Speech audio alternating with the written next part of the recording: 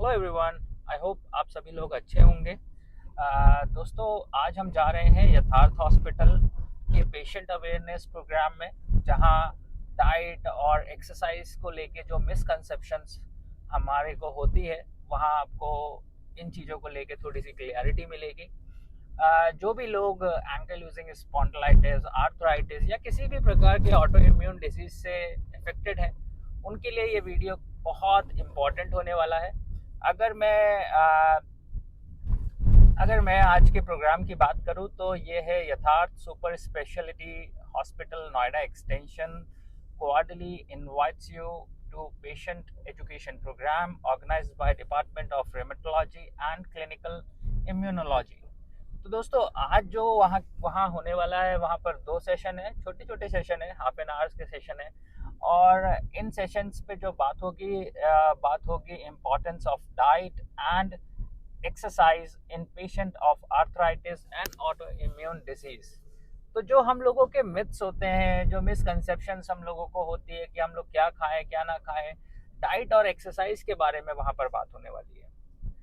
अगर हम लोगों को एक्सरसाइज करनी है तो हम लोगों को किस प्रकार की एक्सरसाइज, कौन कौन सी एक्सरसाइज करनी चाहिए, क्या जब हमको पेन होता है उस टाइम पे एक्सरसाइज करनी चाहिए या नहीं करनी चाहिए, डाइट में हम लोगों को क्या चीज़ अवॉइड करनी चाहिए, क्या चीज़ रिस्ट्रिक्ट करनी चाहिए, या सब कुछ खाना चाहिए। तो जो इन सब छोटी छोटी जो मिथ्स हैं वो क्लियर होंगे। बने रहिएगा, वीडियो आखिरी तक देखिएगा।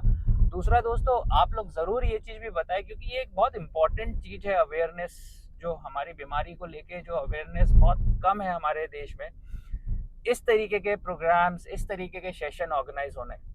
अगर आप लोगों के शहरों में भी अगर इस तरीके के कोई सेशन गवर्नमेंट या फिर गवर्नमेंट हॉस्पिटल्स या फिर प्राइवेट हॉस्पिटल्स में होते हैं, तो आप लोग भी ज़रूर शेयर करें, आप लोग ज़रूर कमेंट सेक्शन में बताएं। कोशिश करो कि आप अपने व्यू पॉइंट्स, आप अपना इस बीमारी को देखने का नज़रिया वहाँ पर मेंशन करो। मैं भी कोई डॉक्टर नहीं हूँ, मैं भी बस अपना एक्सपीरियंस, अपनी जर्नी आप लोगों के साथ शेयर करता हूँ।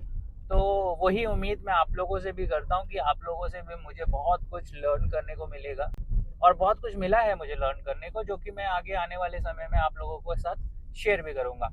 अब मैं बिना टाइम वेस्ट करे आप लोगों को सीधा ले चलता हूँ यथार्थ हॉस्पिटल के ऑडिटोरियम में। तो चलिए, और वीडियो को लास्ट तक ज़रूर देखिएगा। थोड़ा सा वॉइस का इशू माइट भी हो सकता है, तो प्लीज़ हैंडल इट। इसको हिंदी में बात रोग भी बोला जाता है। आम लोग इसको गठिया के नाम से भी जानते हैं, बट ये एक बहुत ही कॉमन टर्म है। आर्थराइटिस एक्चुअली बीमारी नहीं है, एक सिम्टम है। तो आर्थराइटिस जो सिम्टम होता है, इसका मतलब जैसे हम देखेंगे नेक्स्ट स्लाइड में, सो आर्थराइटिस में क्या क्या सिम्टम्स आ सकते हैं। तो पहला सिम्टम कॉमनली होता है जॉइंट पेन होना, या अगर आप पेशेंट को छूते हैं किसी एक पर्टिकुलर जॉइंट पे, तो पेशेंट को वहाँ पे पेन होना, स्वेलिंग आना। तो ये ज़रूरी नहीं है कि जो पेन एंड स्वेलिंग है वो पूरे साल भर आपको उसी पोजीशन में बनी रहे, ये आती जाती भी रहती है बीच बीच में। इसके अलावा मॉर्निंग में उठने पे या सीजनल चेंज के टाइम पे जॉइंट्स में स्टिफनेस होना, जो आधे से 1 घंटे तक ज़्यादा रहती है। चलते टाइम अगर आपको आपके घुटने में या एंकल्स में प्रॉब्लम है, उसकी वजह से चलने में प्रॉब्लम होना या आपको गिरने की टेंडेंसी होना। उसके अलावा धीमे धीमे अगर ये ट्रीट नहीं हो पाता है, तो उसकी वजह से आपको जॉइंट्स में टेढ़ापन आना, या फिर आप बिल्कुल ही, कई लोग होते हैं जो व्हीलचेयर पे आ जाते हैं अगर प्रॉब्लम ज़्यादा बढ़ जाती है या जॉइंट्स में टेढ़ापन आ जाता है। इसके अलावा एक बहुत कॉमन सिम्टम होता है weight loss. Weight loss arthritis या ऑटो इम्यूनिटी की बीमारियों के अलावा बहुत सारे रीजन से होता है। कई बार इन्फेक्शंस हो गए, टीबी हो गया, कैंसर हो गया या डायबिटीज़ हो गया, इनकी वजह से भी होता है। आर्थराइटिस में जो वेट लॉस होता है वो जनरली या तो आपकी बीमारी की वजह से होता है, उसके अलावा जो आपको मसल लॉस होता है बॉडी में, या बोन डेंसिटी आपकी जो कम होती है, बोन लॉस होता है, उसकी वजह से भी वेट लॉस आर्थराइटिस या ऑटो इम्यून डिजीजेस में देखा जाता है। इसके अलावा बहुत कॉमन कंप्लेंट होती है कि लो ग्रेड फीवर आ रहा है, कि हल्का बुखार आता है या बुखार जैसा लगता है। सो आर्थराइटिस में जो जॉइंट में स्वेलिंग आती है, उसकी वजह से लो ग्रेड फीवर आना, मतलब 99 से 100 के बीच में, 99 से 100 के बीच में फीवर आना, ये बहुत ही नॉर्मल बात है। कई लोगों को लगता है कि हमें किसी प्रकार का इन्फेक्शन है शायद, या यूटीआई है, उसकी वजह से फीवर आ रहा है। सो वो सारी चीज़ों का हमें पहले रूल आउट करना पड़ता है। लेकिन 99 से 100 डिग्री का जो फीवर है, ये आर्थराइटिस की बीमारियों में बहुत ही कॉमन है। थकान, सो थकान के भी वेट लॉस जैसे बहुत और रीजंस होते हैं, लेकिन ऑटो इम्यून डिजीजेस में जनरली बीमारी बढ़ने का एक सिम्टम जॉइंट पेन के साथ साथ थकान भी होता है। इसके अलावा जॉइंट डिफॉर्मिटी, हाथों के जोड़ या पैर के जॉइंट्स में टेढ़ापन आना और खून की कमी होना, मतलब अनीमिया होना। सो जो आर्थराइटिस में जो ब्लड की कमी होती है वो एक तो बीमारी की वजह से होती है कि आपकी जो इम्यूनिटी की बीमारी है वो बढ़ी हुई है। अगर वो बढ़ी रहती है तो उसकी वजह से आपका जो बोन मैरो है वो ब्लड बनाना कम कर देता है। जैसे यहाँ पे कुछ पेशेंट्स हैं, आपको रूमेटॉइड आर्थराइटिस है या आपको एंकाइलोजिंग स्पॉन्डिलाइटिस है, अगर वो लंबे टाइम तक अनकंट्रोल्ड है, आपकी बीमारी बढ़ी हुई है, तो बीमारी पर से उसकी वजह से भी ब्लड की कमी हो सकती है। उसके अलावा अगर आपको आयरन की कमी है पहले से या विटामिन B12 की कमी है या कोई जेनेटिक डिजीज है तो वो सब एक रीज़न हो सकता है। उसके अलावा आपकी बीमारी की वजह से भी बढ़ सकता है। तो कई पेशेंट्स बोलते हैं कि हमारा जो हीमोग्लोबिन है वो कभी बढ़ता ही नहीं है, वो 9 से 10 के बीच में ही रहता है। तो आप देखेंगे बहुत लोग ऐसे हैं जिनका सालों साल से हीमोग्लोबिन जो है वो 8 से 9 या 8 से 10 के बीच में ही रहता है, पर जब आप उनके आर्थराइटिस के सिम्टम्स से उनकी बीमारियाँ कंट्रोल करते हैं तो उनका अनीमिया भी साथ साथ में इम्प्रूव हो जाता है उनकी बीमारी के साथ साथ। तो ये जस्ट एक एग्जाम्पल है कि कौन कौन से तरह की आर्थराइटिस की बीमारियां होती हैं। सो एक बीमारी होती है रूमेटॉइड आर्थराइटिस, आप में से कई लोगों को पता होगा, जिसमें जनरली हाथ के जॉइंट्स में या पैरों के जॉइंट्स में स्वेलिंग आती है। इसके अलावा सोरियासिस या सोरियाटिक आर्थराइटिस, सोरियासिस एक स्किन की ऑटोइम्यून बीमारी है जिसमें आर्थराइटिस भी 20 से 30% लोगों को देखा जाता है। इसके अलावा रिएक्टिव आर्थराइटिस जो कि इन्फेक्शन से होने वाला गठिया है, जो आपको यूरिनरी ट्रैक्ट इन्फेक्शंस या पेट के इन्फेक्शंस की वजह से आर्थराइटिस हो सकता है। इसके अलावा एंकाइलोजिंग स्पॉन्डिलाइटिस जो कि 20 से 30% लोगों में एक जेनेटिक बीमारी होती है। इसके साथ HLA-B27 कुछ लोगों में पॉजिटिव टेस्ट देखा जाता है, जिसमें आपको स्पाइनल पेन होता है, कमर में पेन या स्टिफनेस होती है, स्पेशली अर्ली मॉर्निंग में उठने में तकलीफ होना, बटक्स में पेन होना, या कुछ लोगों में इसके साथ साथ आपको कोई स्किन की डिजीज होना, ये बहुत कॉमन सिम्टम्स हैं। इसके अलावा जो गठिया होता है वो बच्चों में भी होता है। अगर वो 16 साल से कम उम्र में होता है तो उसको बाल गठिया या जुवेनाइल आर्थराइटिस बोला जाता है। उसमें भी अलग अलग प्रकार के गठिया होते हैं जो 5 साल के बच्चों से लेकर 16 साल के बीच में कभी भी उनको हो सकता है। जिनकी फैमिली में आर्थराइटिस की दिक्कत है, स्पेशली रूमेटॉइड आर्थराइटिस या सोरियासिस या एंकाइलोजिंग स्पॉन्डिलाइटिस, उनमें आर्थराइटिस के अलावा बाकी ऑटोइम्यून डिजीजेस होने का रिस्क भी इंक्रीज होता है। वो डिपेंड करता है कि किस एज पे आपको ऑनसेट हो रहा है, आपकी फैमिली में कितने फैमिली मेम्बर्स को आर्थराइटिस है, ये सारी चीज़ें डिसाइड करती हैं। और ज़रूरी नहीं है कि आपके इमीडिएटली आपके पेरेंट्स को आर्थराइटिस हो तो ही आपको होना चाहिए। कई बार ये बीमारियाँ जनरेशन स्किप करके भी आती हैं या आपके जनरेशन से भी स्टार्ट हो सकती है। तो ये कॉमन क्वेश्चन होता है पेशेंट्स का कि हमारे पेरेंट्स को तो नहीं था बीमारी, फिर हमें कैसे सिम्टम्स आए। इसके अलावा ऑस्टियोआर्थराइटिस एज रिलेटेड आर्थराइटिस होता है, जिनमें जनरली घुटने में पेन होना, स्पेशली 55 to 60 इयर्स के एज में आपको नी में पेन रहना, चलने में या सीढ़ी चढ़ने में नी में प्रॉब्लम आना, ये सब दिक्कतें होती हैं। और ये कुछ और ऑटोइम्यून बीमारियां हैं, इनमें आप में से कई लोग यहाँ पे इनके बारे में सुना होगा या नहीं भी सुना हो सकता है। सो एसिली या लूपस करके एक ऑटोइम्यून बीमारी है जिसमें किडनी या आपको मानसिक रोग हो सकता है, आपको किडनी की बीमारी हो सकती है, नसों की प्रॉब्लम हो सकती है। शॉगरेन सिंड्रोम, सो शॉगरेन सिंड्रोम में आर्थराइटिस के साथ साथ आपको सूखेपन की दिक्कत होती है, मुंह में आंखों में सूखापन होना, या आपको इसके साथ साथ फाइब्रोमाइल्जिया की दिक्कत होना। पेशेंट को कई बार स्लीप डिस्टर्बेंसेस, एंजाइटी या साइकेट्रिक डिसऑर्डर्स की जो इंसिडेंस है वो शॉगरेन सिंड्रोम के साथ हो सकती है।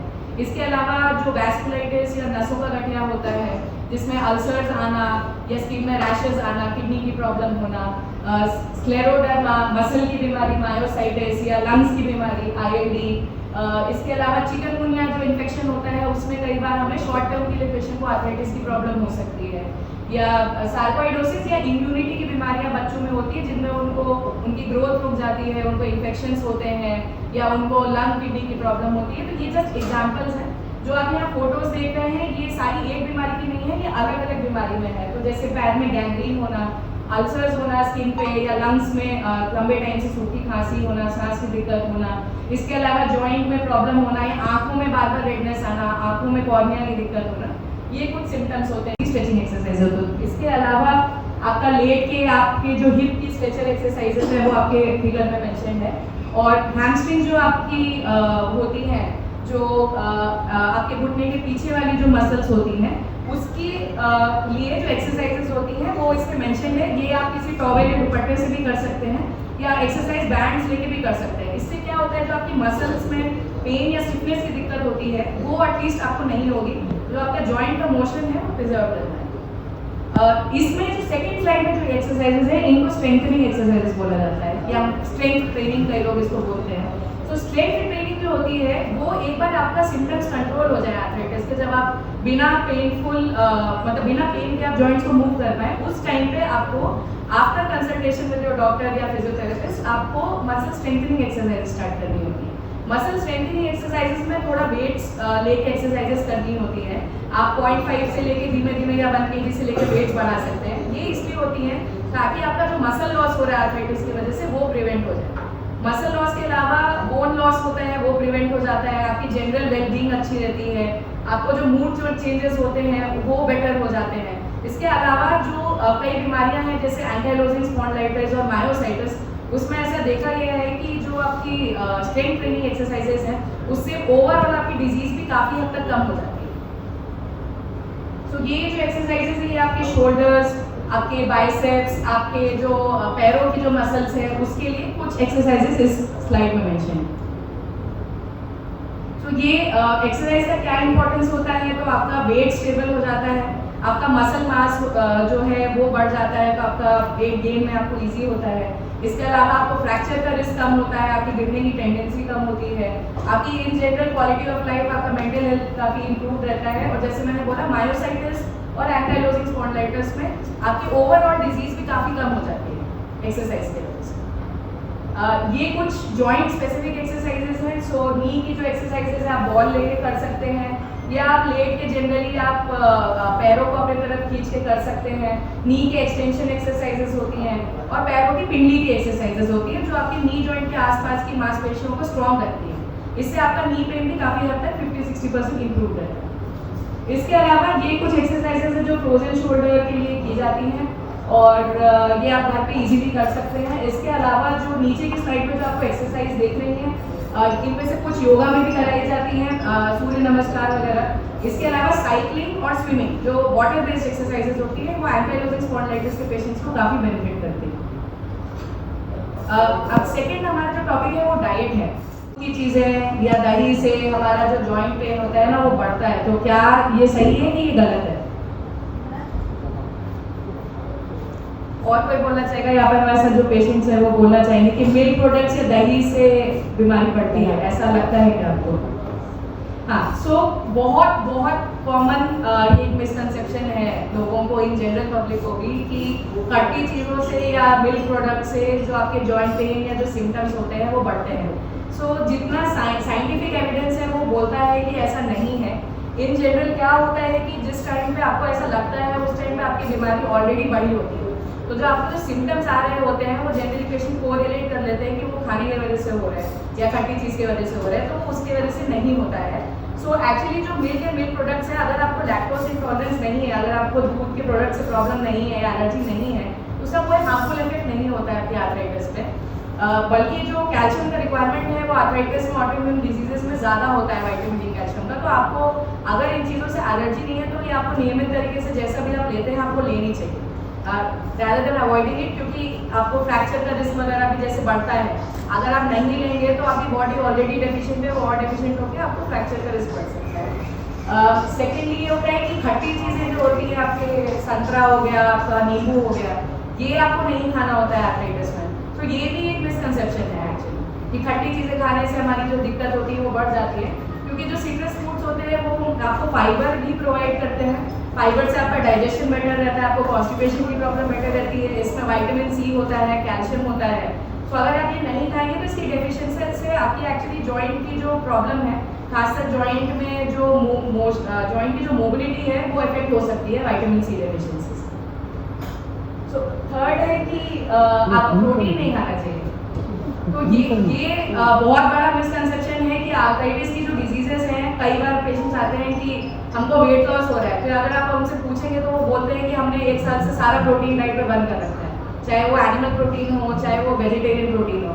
तो ऐसा नहीं है। एक्चुअली जो प्रोटीन की रिक्वायरमेंट होती है आर्थराइटिस में तो जनरली 1 ग्राम पर केजी, जैसे आपका वेट अगर 50 kg है तो आपको एटलीस्ट दिन में 50 ग्राम प्रोटीन खाना चाहिए। वो आप अगर वेजिटेरियन हैं तो आप वेजिटेरियन प्रोटीन सोर्सेज ले सकते हैं, अगर आप नॉन वेजिटेरियन हैं तो आप नॉन वेजिटेरियन सोर्सेज ले सकते हैं। लेकिन अगर आप गाउट के पेशेंट हैं या आपको यूरिक एसिड आर्थराइटिस है तो उसमें जनरली एनिमल प्रोटीन या हाई फैट डाइट जो होता है, स्पेशली शुगर वाले जो ड्रिंक्स होते हैं, बाहर के जो कोल्ड ड्रिंक्स होते हैं, जूसेस होते हैं, वो जनरली हम अवॉइड करने के लिए बोलते हैं। पर से प्रोटीन का रिस्ट्रिक्शन ज़रूरी नहीं होता है और करना भी नहीं चाहिए, क्योंकि उससे आपका मसल लॉस जो होता है वो और एम्पलीफाई होता है और बोन लॉस जो होता है वो और एम्पलीफाई होता है। फिर व्हीट या ग्रेन्स जो ग्लूटेन फ्री डाइट होती है उसका कोई स्पेसिफिक रोल नहीं है आर्थराइटिस में, कि आपने अगर सारा गेहूं या ग्लूटेन अपनी डाइट में बंद कर दिया तो उससे आपका बीमारी इंप्रूव हो जाएगी। ऐसा कोई भी साइंटिफिक एविडेंस है कि आपकी जो बीमारी है वो ग्लूटेन फ्री डाइट लेने से इंप्रूव हो सकती है। सो बिना प्लीज़ अपने डॉक्टर से कंसल्ट किए या कोई भी स्पेसिफिक डाइट आप अप्लाई ना करें। और प्रोटीन रिस्ट्रिक्शन नहीं करना होता है, ये बात आपको बाकी लोगों को भी बताना चाहिए, क्योंकि after the age of 50 actually आपका प्रोटीन रिक्वायरमेंट वैसे भी बढ़ता ही है। तो आपको प्रोटीन, हाई प्रोटीन डाइट एक एज के बाद बल्कि लेना चाहिए, अगर आपको बीमारी है चाहे नहीं है फिर भी, और इससे आर्थराइटिस में अवॉइड करने की कोई रिक्वायरमेंट नहीं होती।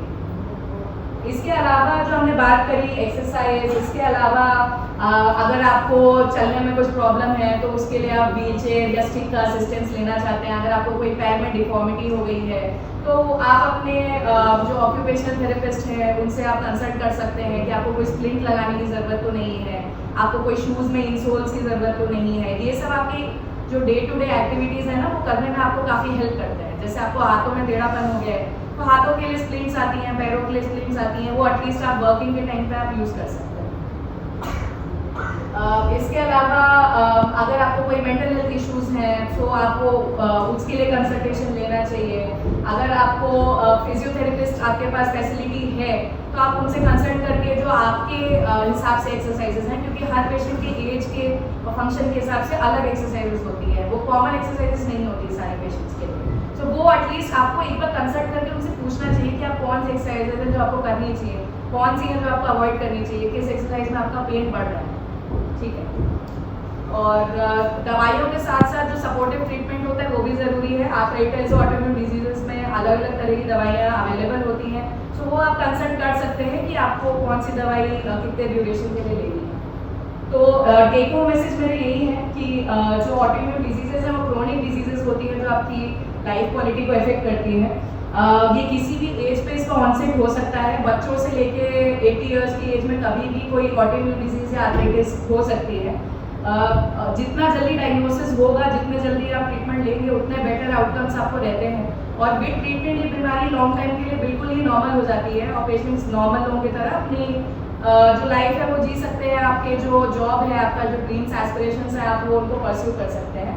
और डाइटरी और एक्सरसाइज प्लान्स के लिए आपको अपने जो डॉक्टर्स हैं, डाइटिशियंस हैं, फिजियोथेरेपिस्ट हैं, उनसे एक बार कंसल्टेशन लेके और फिर ही इन्हें इनिशिएट करना चाहिए। Thank you.